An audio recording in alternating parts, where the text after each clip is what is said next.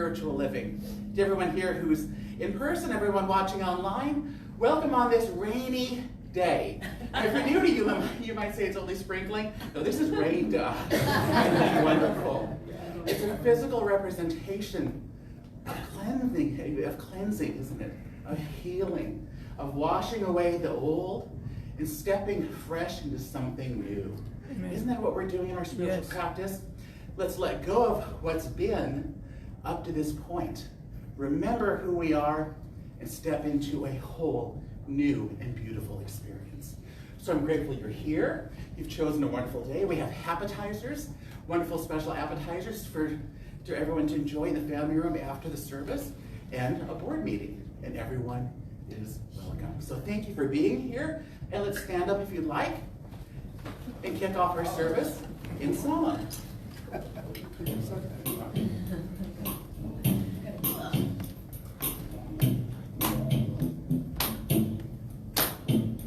You are welcome here. You are welcome here.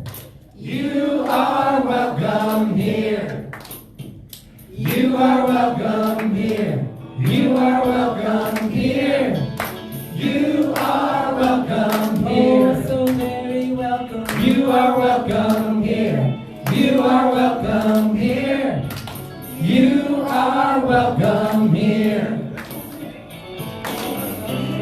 Our arms are wide open. There's room for everyone. Wherever you go and wherever you're from, you are whole. You are welcome here. You are welcome here.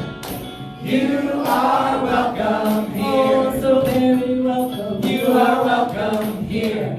You are welcome here. You are welcome here. Whatever you've been through, you found us somehow. Wherever you are on your journey now, you are whole. You are welcome here. You are welcome here. You are welcome here. Yes, you are welcome. I am welcome here. I am welcome here. I am welcome here. We are welcome here. We are welcome here. We are welcome here. You are welcome here. You are welcome here. You are welcome here.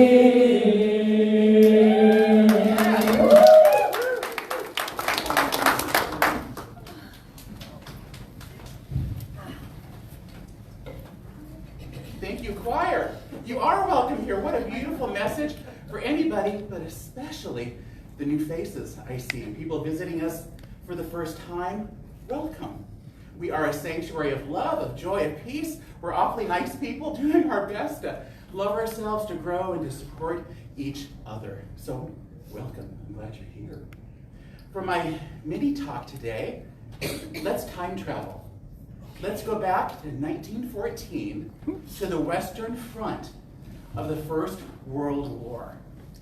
After months of bloodshed and battles, suddenly little pockets of peace are starting to open up and to manifest along the front lines. Soldiers from both sides, German and English alike, are making the conscious decision to set down their guns and temporarily, at least, to let the killing stop. It's Christmas Eve. Isn't that beautiful? Shouts of Merry Christmas are heard going back and forth over the front lines as people say to their enemy, trench to trench, Merry Christmas. Caroling is being heard floating on the evening breeze. Some men are even going as brave as going into that middle ground, into the no man's land, to meet the other side in person, to say Merry Christmas, to sing together, to exchange little improvised gifts, and to even play ball. I mean, how normal is that? Oh my God. These men made the conscious decision, at least temporarily, to choose peace over war. And think of the strength of heart it takes to take the momentum of war and to stop it and turn it around, even temporarily, to go from killing to caroling. That is incredible. And I'm moved to share the story of it's the famous Christmas truce of World War I, which a lot of us have heard of, because it's a beautiful story and it's an inspirational story, and because today is the International Day of Peace.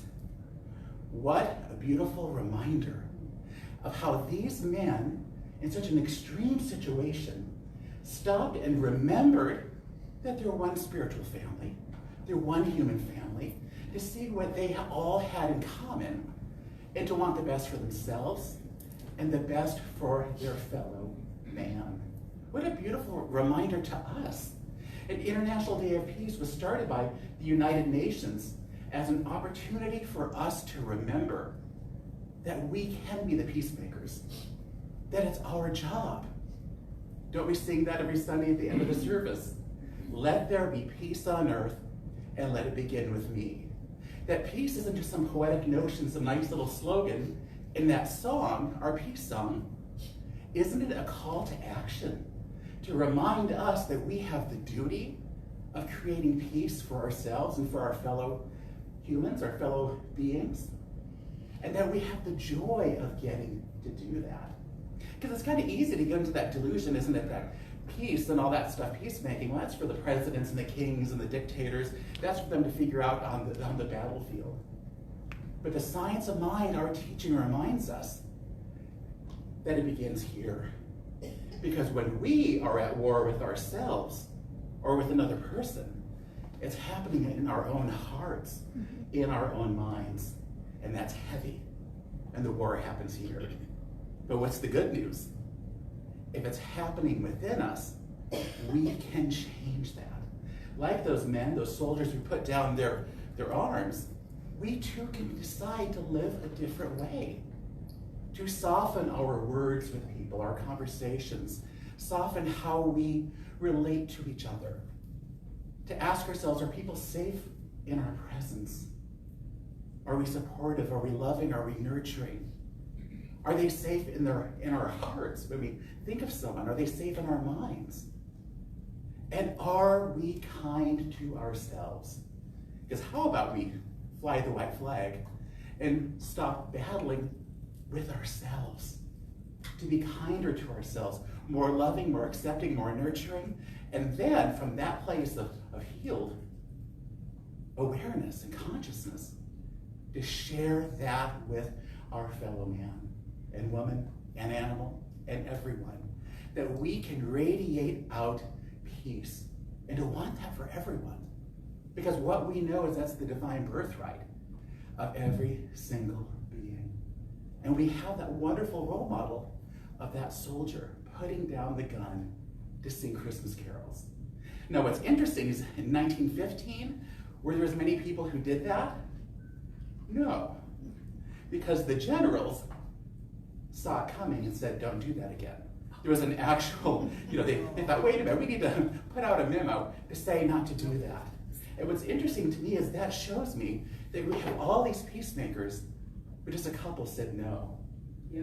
It's so important for us to remember there are many peacemakers. Look at in this room and around the world, people who want peace for themselves and for their fellow man.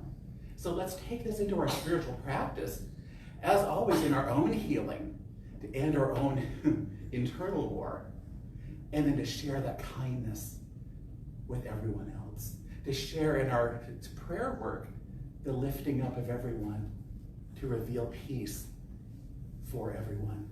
Let it begin with us, and it is beautiful, and so it is. And so it is. Thank you. And now to give a special reading from Dr. Ernest Holmes, a welcome to the pulpit, Anna.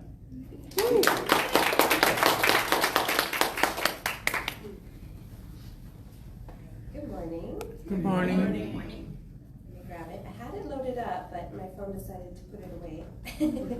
One moment. Here we go. A Prayer for World Peace by our founder, Dr. Ernest Holmes. I know there is but one mind, which is the mind of God, in which all people live and move and have their being. I know there is a divine pattern for humanity, and within this pattern there is infinite harmony and peace, cooperation, unity, and mutual helpfulness. I know that the mind of humankind, being one with the mind of God, shall discover the method, the way, and the means best fitted to permit the flow of divine love between individuals and nations.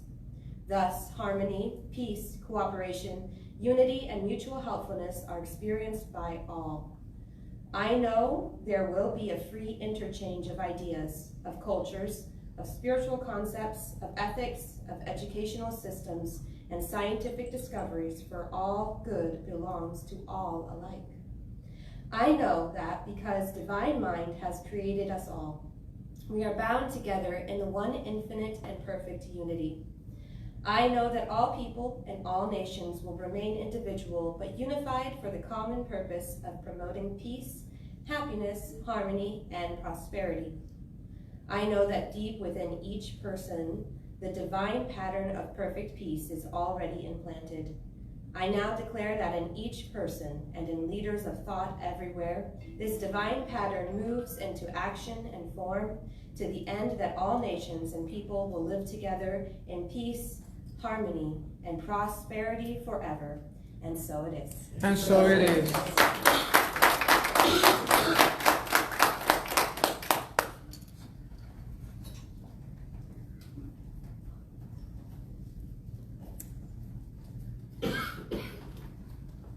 Good morning. Good morning. Jeremy and his beautiful grandmother. Yay.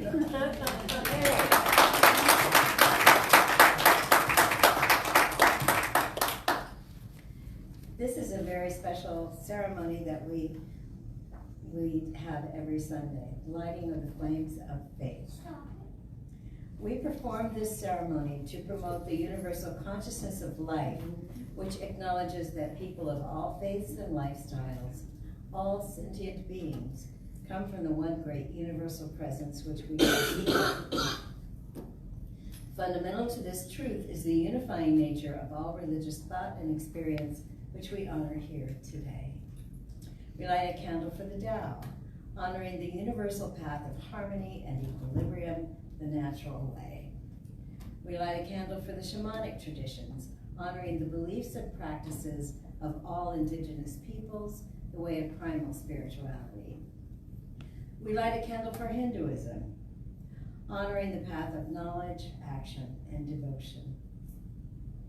We light a candle for Judaism, honoring the ethical path of living by sacred law. We light a candle for all forms of Buddhism, honoring the Four Noble Truths and the path of compassion. We light a candle for all forms of Christianity, honoring the Christ consciousness as the path of love. We light a candle for all forms of Islam, honoring the path of submission to the will of God as the highest calling. We light a candle for the universalistic religion of Baha'i, honoring the path of unity and peace. We light a candle for all forms of New Thought, honoring the metaphysical path of mental healing through the practice of universal spiritual principles. And now as Jeremy lights the healing candle, please say silently out loud or put in Facebook comments the names of those you would like to hold in the healing flame of God's eternal love.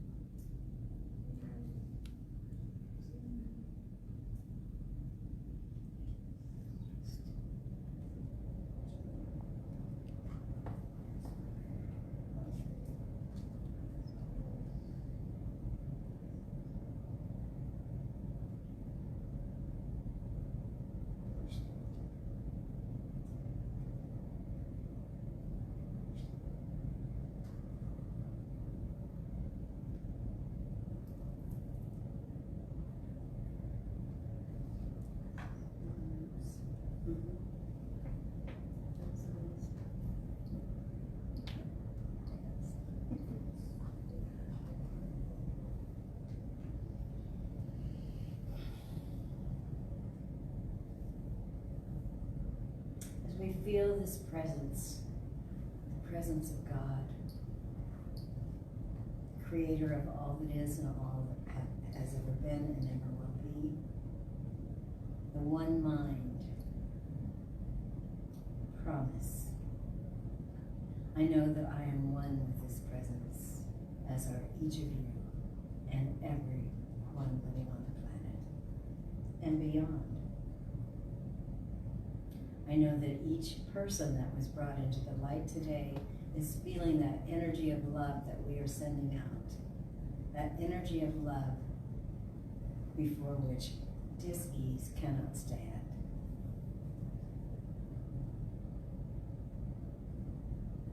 I know that this congregation is powerful. Each and every one of us has this love inside for God and for each other, and our connectedness is strong. And this is what we wish for each and every person that we brought forward this morning. That healing light that is entering them.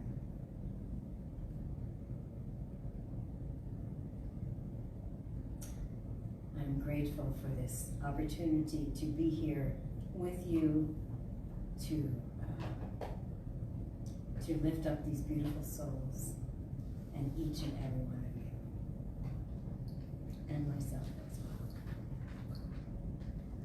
And we are grateful for this center. We are grateful for this teaching. We are grateful, of course, for each other. And knowing that our word is set into the law of the universe, which always says yes. We know it is done, it is good, it is perfect, and so it is. So it is.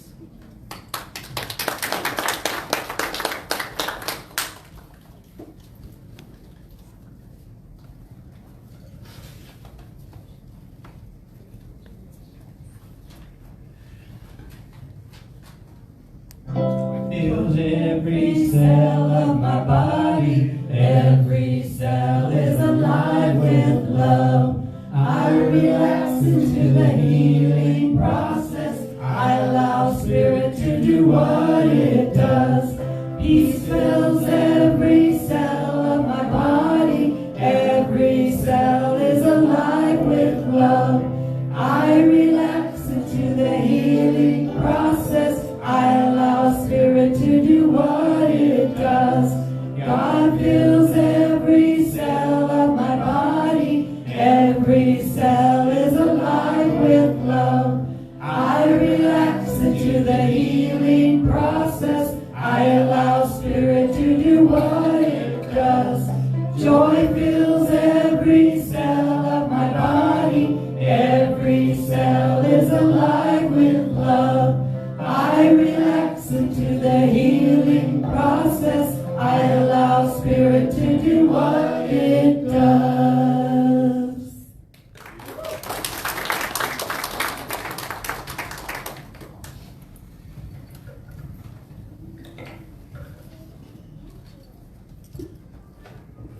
Especially with so many new people visiting us this morning, I think it's always wonderful for us to remind each other that when we talk about God, we're not talking about some angry dude up on a throne far, far away.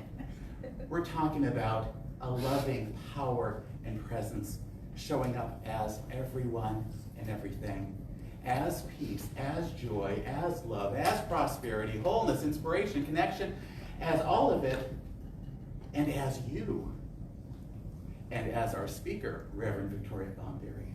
She is a powerful embodiment of God. We all are, but it's to the degree that we know it. And this is a woman who has spent her life developing her awareness, not just to benefit her own life, but to share it with others. She is academically a teacher. And now as a minister, and we met in ministerial school, she is a teacher of this beautiful teaching, Science of Mind, that changes lives, that saves lives. And she does it in such a warm and wonderful way. So I'm grateful to welcome to the pulpit for our talk this morning, my friend, our friend, Reverend Victoria Bomberry.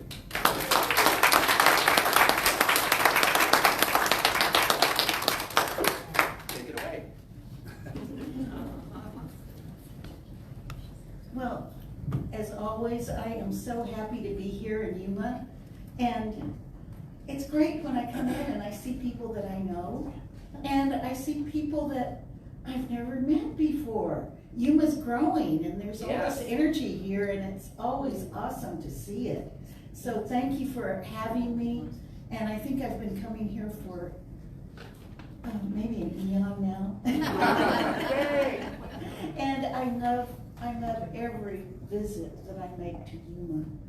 And I was so thrilled today when I heard all the talk of peace. And if you were here this morning, we did a meditation that was about our inner peace. And today I'm going to be talking about the heavy lifting that we have to do as spiritual beings. Because there's a lot of heavy lifting in life, right? And we can get an expansive historical sweep and view of where we are right now. And I think that's always helpful. So I really appreciate Darren for opening us up with that wonderful story from World War I, when these soldiers, you know, from the lowest level of our the hierarchies of the world, they're the ones who laid down their arms, right? And like Darren said, they didn't all do it at once, but there were some leaders who paved the way and were courageous enough to do that, to see something that was necessary and to just do it. That is a courageous daily act. And that's what we're called to do as spiritual beings. And you know, I mentioned in this introduction that went out, if you saw it, that we're spiritual warriors. That's the kind of warriors we are. We're not fighting physically out in the world. What we are doing internally is cutting away those things that get in our way of living our lives as spiritual beings and embodying all those God qualities that we know, that we talk about on Sunday and in our meetings and, you know, in all of our classes. We're actually working to embody those and to live them out in the world. So I want to talk a little bit about today is International Day of World Peace, and that was established by the United Nations not that long ago, in 1982. So it hasn't been established as a day for that long. But the United Nations itself came out of World War II, right? So we have that action that took place in World War I, and the leadership is like, uh-oh, you know, we don't want these folks to lay down their arms quite yet, you know. But this is how we evolve, right? There were a group of people who saw something that needed to be done. They did it, even if it was for a moment. That laid the groundwork for advancement, our spiritual advancement. And World War I, if you recall from your history classes, was called the War to End All War. It was horrific. Millions of people died, and millions of, you know, the survivors came back, horribly scarred either physically or mentally or both, right? They came back with incredible woundedness. So as a collectivity, that goes into what we call our collective unconscious, or in Ernest Holmes' terminology, race thought, right? That goes into it. So we've got all these things that are roiling around, individually and collectively. And that's what we get to work on individually. And when we come here in spiritual community, we get to work on it together. And sometimes it's kind of messy and We're required to do some heavy lifting, right? And yet we continue. And when we stay in the room, when we stay in the community, when we decide that we're going to do the work that is necessary, we thrive. And we create beauty. We create this incredible, peaceful atmosphere that goes out into the world.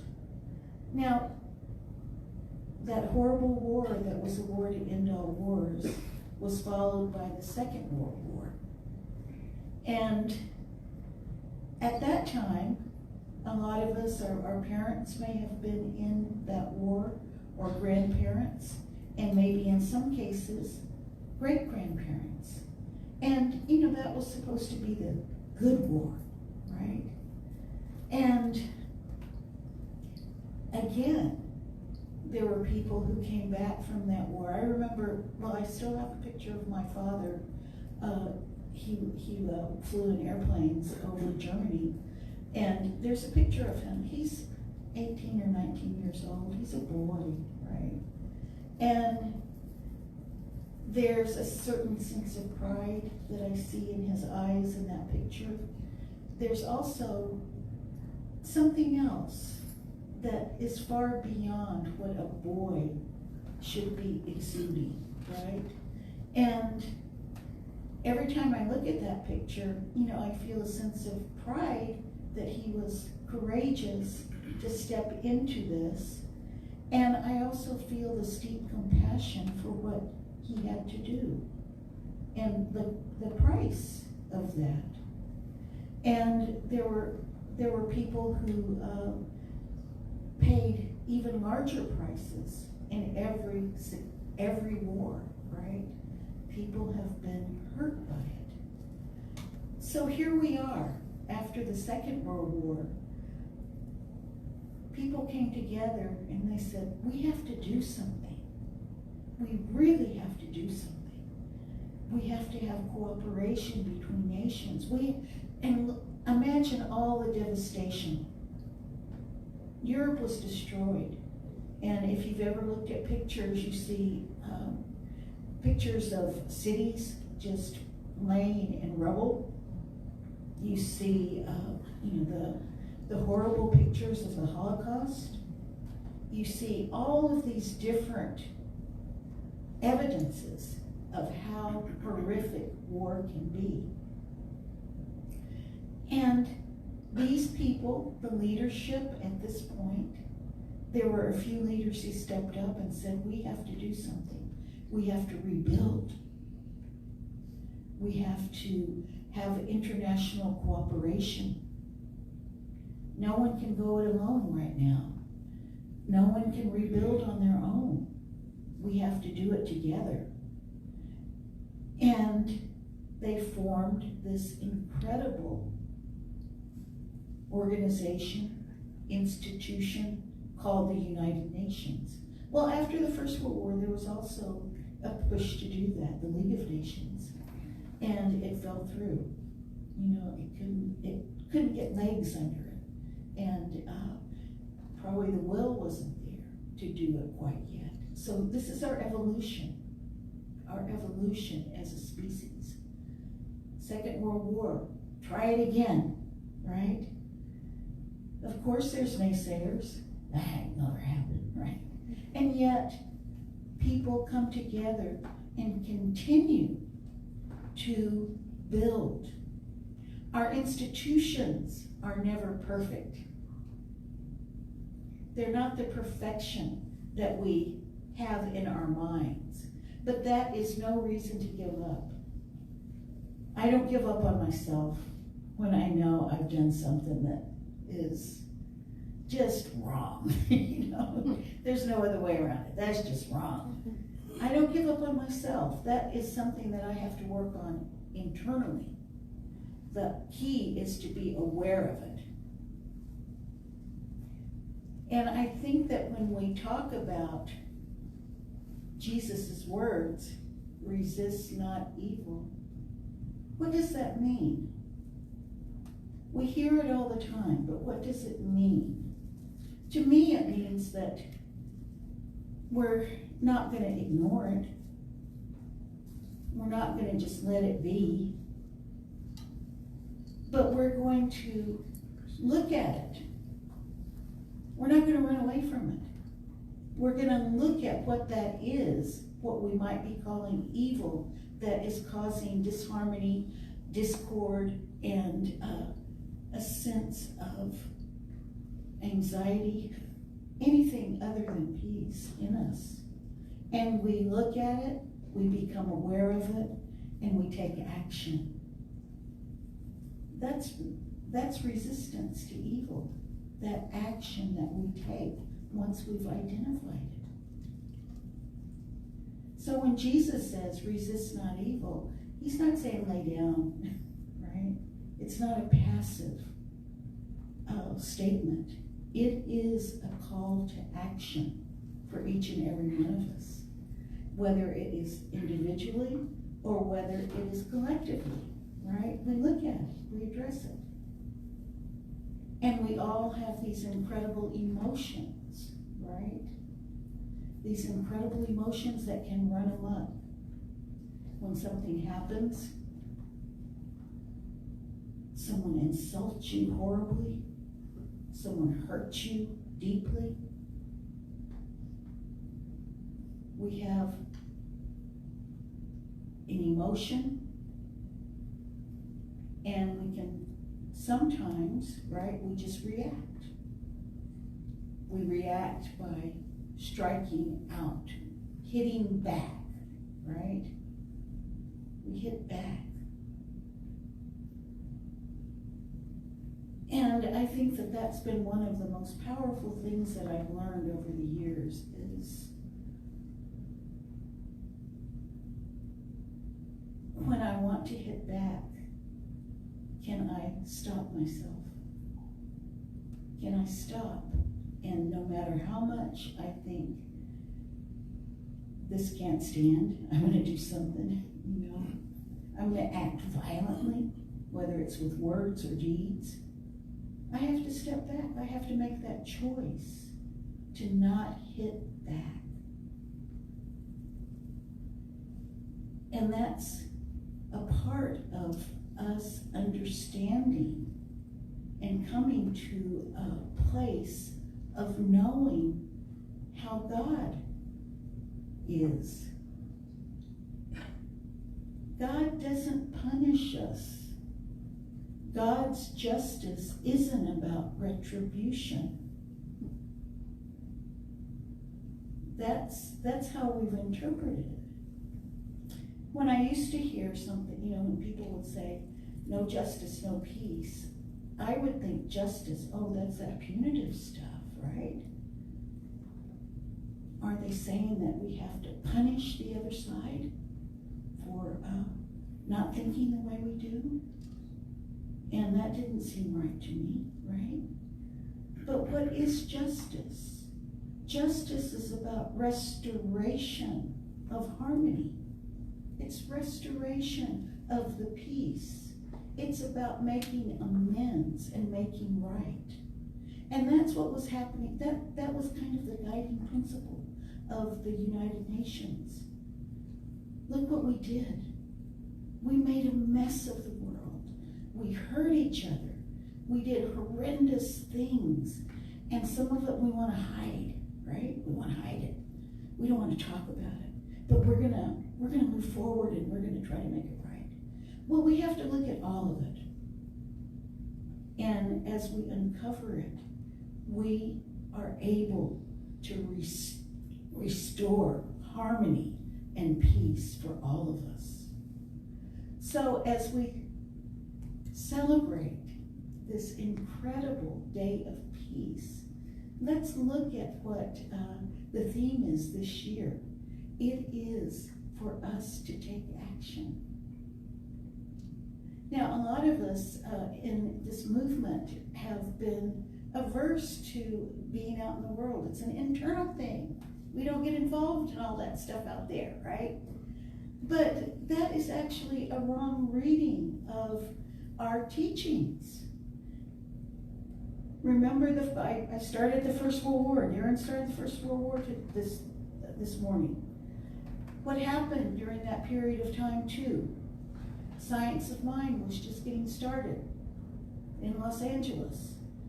The Spanish flu came around, right? What did Ernest Holmes and the people who were following his teachings do? They went out on the corners and they prayed and they worked with people who were experiencing the pandemic, the Spanish flu. And not a single person that they worked with succumbed to the Spanish flu. Can you imagine the kind of discipline, the kind of clarity that took for those ministers and practitioners to go on every street corner in their environment and do this work? They took action. They didn't just stay home and say, okay, we're praying for all those folks. They took action. They took that next step. So when Ernest Holmes was teaching, he said, we don't do spiritual retreats. He said, we do spiritual advancement. So that's what we're engaged in. We're engaged in that spiritual advancement. Whether we're working on ourselves like we did this morning in meditation to embody peace and all of those aspects of peace that go with our life, or we're out in the community doing something. Yesterday I had the opportunity to go to an event that was organized by the Fellowship of Reconciliation, which is an organization that started after the First World War. It's over 100 years old. And the founders of that organization they weren't there at the beginning, but now they've been there for years. They're in their 90s, the people who founded that particular chapter. They're in their 90s. They are still making that advancement for peace. They're dedicated and disciplined for that. And it was so wonderful to see all these different organizations and faith groups come together to celebrate International Day of Peace a day early. You know? And what we want really is for every day to be that day of peace for ourselves and for everyone. But it does require action, right? It requires action. And I was just thrilled to see some of the things that came out of there. I hope I have it. Look at this cute little zine they made. So, there are young people there too, you know. And I thought I'd just read some of the actions for a peaceful world that is in this little zine. Happy Peace Day. Educate yourself. Speak up. And educate yourself. What do we do to educate ourselves? We do reading, right? Just like we do for spiritual practice. We do our reading. We do careful reading. We make sure that our sources are good. We try to find the best places to get information. We use all of those tools that we have available to us. Protest inequality and discrimination. And I think in that protest also means when we see it coming up in ourselves. Protest it. Oh yeah, I see that, and I'm not going to engage in that. I'm not going to do that. Say no to violence.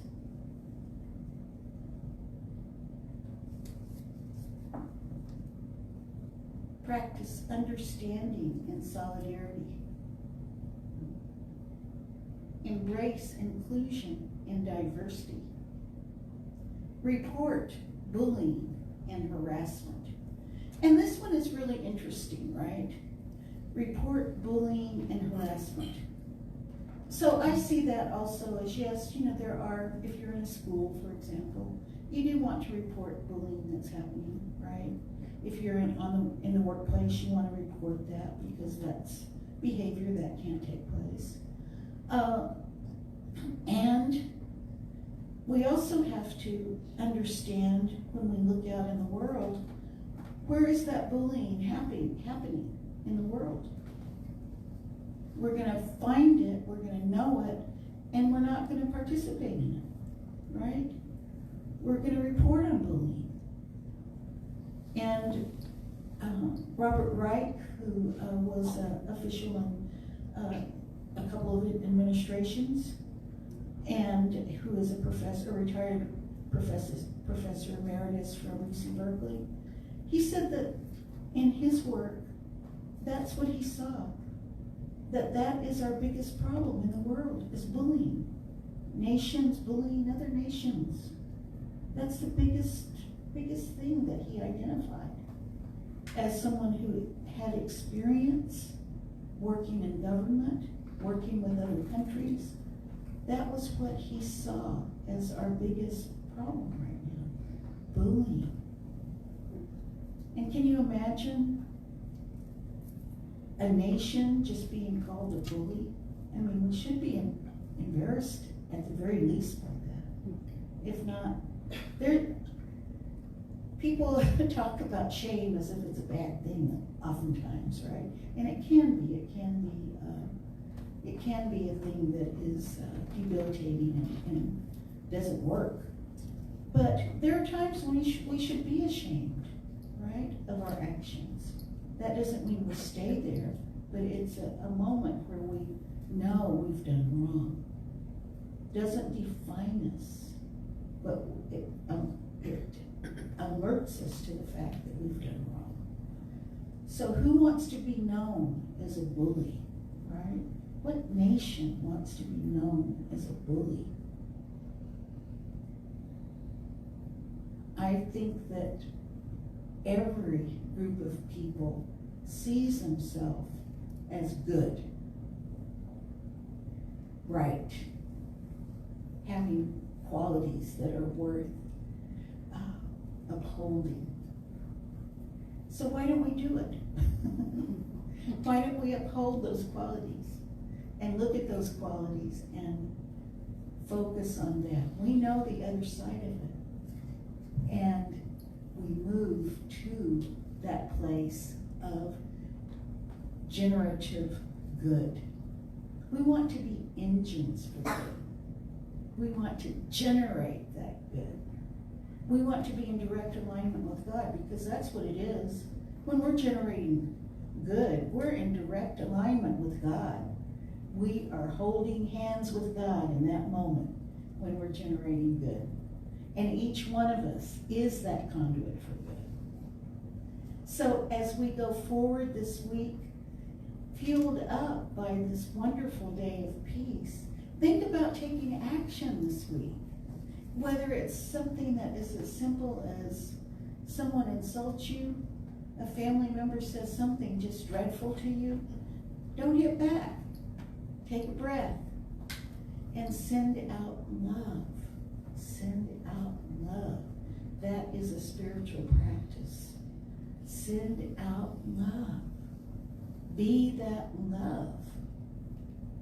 And it transforms the situation. If not immediately on the outside with the family member or a friend or whatever it might be, but internally it changes the situation. And that's where the repair begins. The transformation begins there. And we have no control over when it might come to fruition, and it can come to fruition just unexpectedly.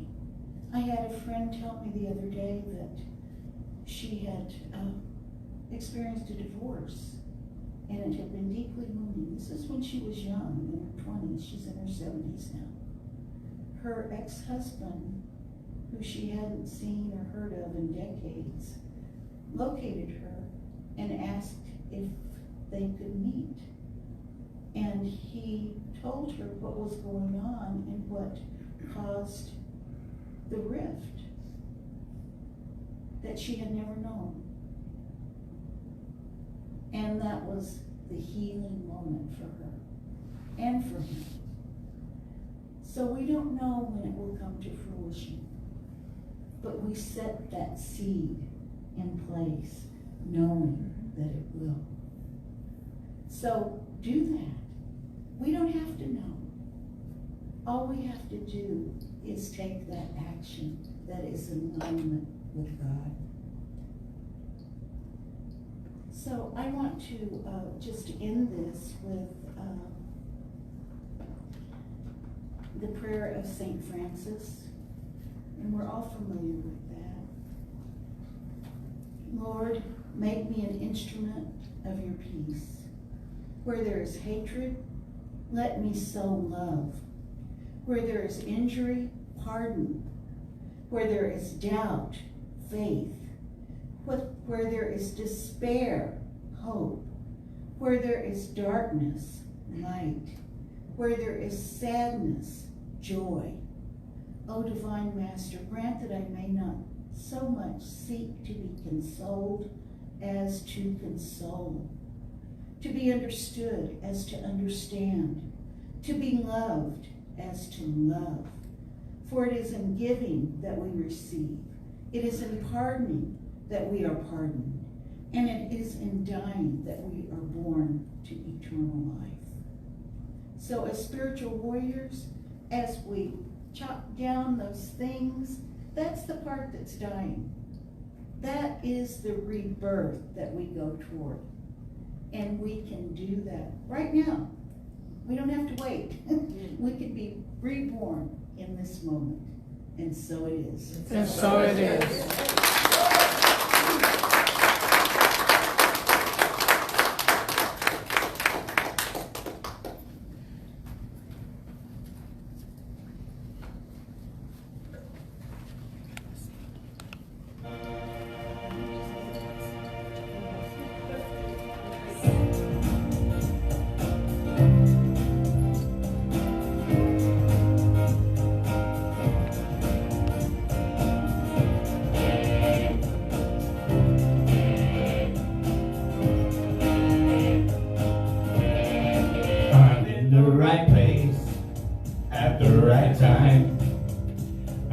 Just where I'm supposed to be. I'm in the right place at the right time. I am just where I'm supposed to be. I'm in the right place at the right time. I am just where I'm supposed to be. I'm in the right place at the right time. I am just where I'm supposed to be. Oh, my soul is welcome here. Oh, my soul is welcome here. I am getting the message loud and clear. My soul is welcome here. Oh, yeah. All right. I'm in the right place at the right time. I am just where I'm supposed to be. I'm in the right place at the right time. I am just where I'm supposed to be. Oh, my soul is welcome here. Oh, my soul is welcome here. I am getting the message loud and clear. My soul is welcome here. Oh, my soul is welcome here. Oh, my soul is welcome here. I am getting the message loud and clear. My soul is welcome here. I am getting the message loud and clear. My soul is welcome here.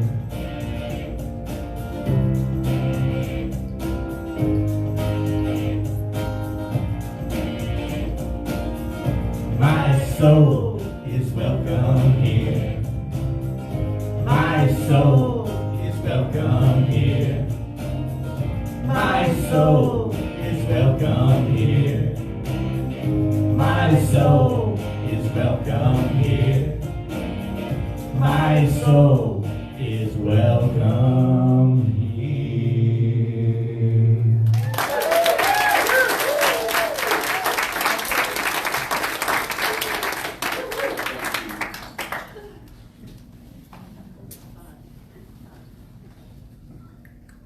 What a beautiful song to cap a beautiful talk. Thank you, boys, and thank you, Reverend Victoria. I love that beautiful call to action that she's given us for peace. Thank you. That was a beautiful talk.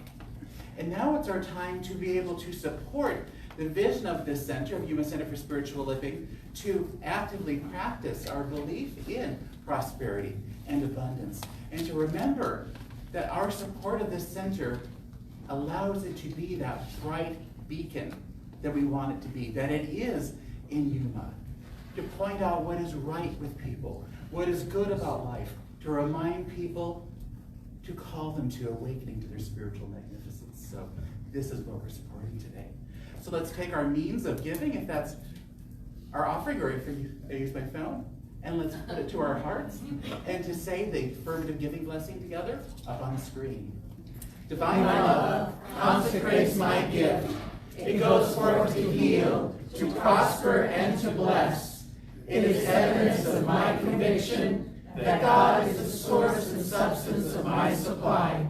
I joyously contribute to the vision of this center, knowing that it returns to me multiplied abundantly, and so it is.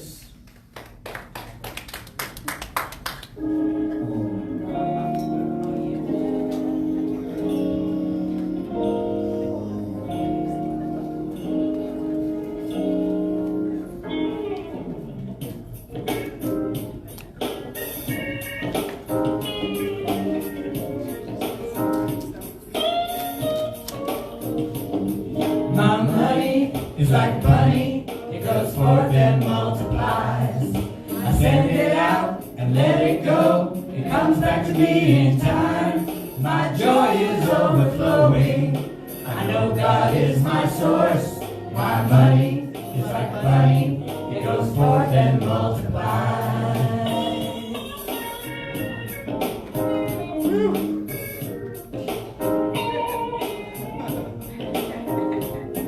My money is like a bunny, it goes forth and multiplies. I send it out and let it go, it comes back to me in time. My joy is overflowing, I know God is my source. My money is like a bunny, it goes forth and multiplies.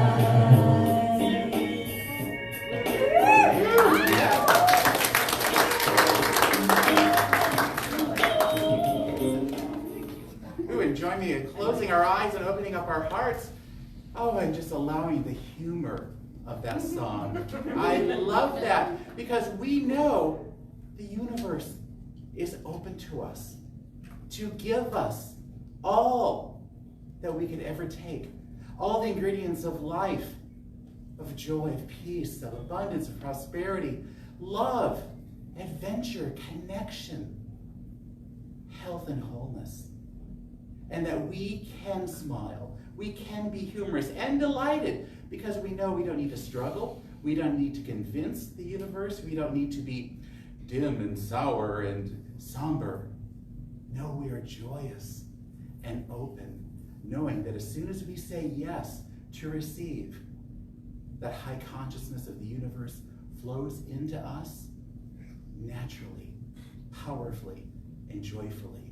So that is why we smile. That is why we can approach our spiritual path with humor and light, because we know this is a friendly universe, an unlimited universe, and we know we are cherished, beloved, lifted up, supported, and illuminated in the very best way all the time. And so it is. And so it is. Thank you.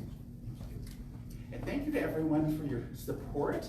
Thank you for everyone online. You can go to YumaCSL.com, to our website, to give. Also, through a safe and secure app through Square. And people sometimes, and I love this, our office is on that side of the building. There's a mail slot. People sometimes just chuck money through the mail slot, and I'll be here working sometimes, and the little door squeaks, and oh, okay, it's a donation. It's kind of funny. So if you ever put it through, well, do that. Here's a new campaign. If you want to hear me squeal and scream in fear, pop money through there. There's just different ways, and we just want to say thank you for all of that. And now you know, I planted that. That's good. And for announcements, let's see what we've got going on. We've been busy lately, and I love that. We've had a full calendar. We have a new class coming, Essential Ernest Holmes. Yes, yay! It's based on the incredible book, the cover of which is up on the screen. What's wonderful is people say, well, you know, gosh, I've read a lot of the Holmes books. But what's interesting is Reverend Jesse Jennings, the author of the book, and then the creator of the curriculum for the class where we study the book, went and tried to find, well, succeeded in finding, not just trying, to find writings of Holmes that weren't in his books. So the book is full of radio show transcripts from his days back in LA, from talks he gave, letters he wrote, anecdotes, stories that people heard him say. And what's beautiful, and I keep telling everyone who's interested in the class, this isn't a study about him. He wouldn't want that. It's not just a study about his life and his journey. He wouldn't want that either. It's a study of our teaching and what it means and how we can apply it in our lives to have more peace, more joy, more fun, more everything that we are looking to have. So the class will start on October 14th. It'll be on Tuesdays at 6:30. It'll go 10 weeks. The cost is a love offering, whatever you would like to give. And there's an administrative fee that we have too, that, you know, for everyone who takes the class, so we can explain that, but it'll take place here. And if you would like to register ahead of time, see me, because we're gonna see how many people we're kind of keeping our classes a little bit smaller, and they are more dynamic, kind of more intimate, more personal, and I think the conversations just are beautiful. So if you're being called for a class, for a deepening, to learn some new consciousness, some new tools, a new approach to your own spiritual practice, see me in class. It's going to be fun starting October 14th. And as I mentioned today, appetizers, wonderful savory treats and delights out in the family room. What a wonderful way for us to catch up, be able to talk, to meet new people, to welcome them. And new folks, please ask questions, meet us, talk. Let's get to know each other, and that's a great time to do that during appetizers. And that's every third Sunday, which is every third Sunday as well for our Board of Trustees meeting, which everyone is welcome to. It's where you get to see us put our teaching to work, to grow, and to love, develop, and flourish our spiritual center. Do you have any announcements or anything you'd like to say? Perfect. And that's Elia, our board president. So we're in wonderful hands with her. They're wonderful meetings, so you're all invited. And chair yoga continues every Saturday at 11 a.m. We had 26 people the first time and 20 people yesterday. That's a lot. And a lot of people who've never been here before.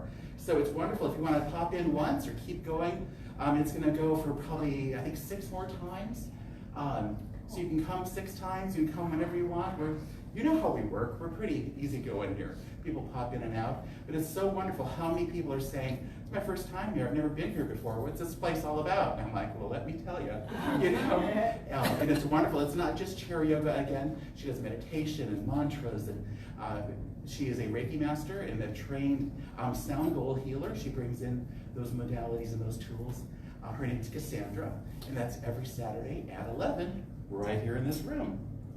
And then next Sunday, we're doing an Ask Rev Darren session. I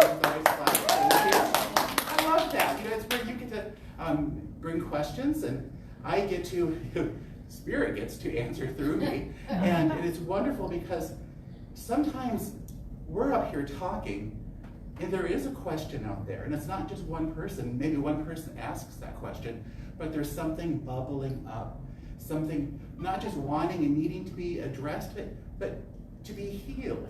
You know, something that people aren't clear about that we get to get clear about. So bring your questions next Sunday in person and online, post them, and that will be a wonderful time. Yes. So thank you very much for being here today. And again, you're welcome for appetizers, to our board meeting, and to all the events we've got coming up. We have a lot to announce. We'll be announcing new events and new things soon, so we hope you join us then. But now, if you'd like to join me in a let's do it in kind of a special, even more meaningful way. For people who are here for the first time, we end every service by singing, "Let there be peace on earth." Let's say it with extra heart, extra meaning for ourselves, beginning with us, radiating out to all people. Let's stand. Make a circle. For people here for the first time, the words are up on the screen. People at home, sing along. A big, beautiful circle.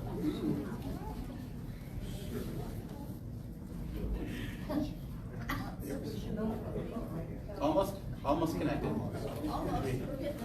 Okay, spread. Pokey, pokey, pokey, pokey. Okay, yes. You go, Pedro. Let there be peace on earth, and let it begin with me. Let there be peace on earth, the peace that was meant to be.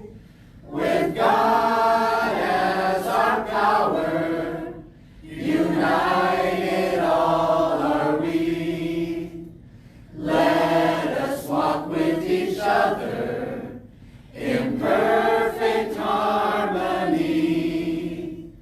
Let peace begin with me. Let this be the moment now.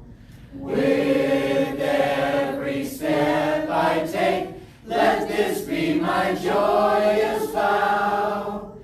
To take each moment and live each moment in peace eternally. Let there be peace on earth, and let it begin with me. Repeat after me, please. Something wonderful is happening in my life right now. Something wonderful is happening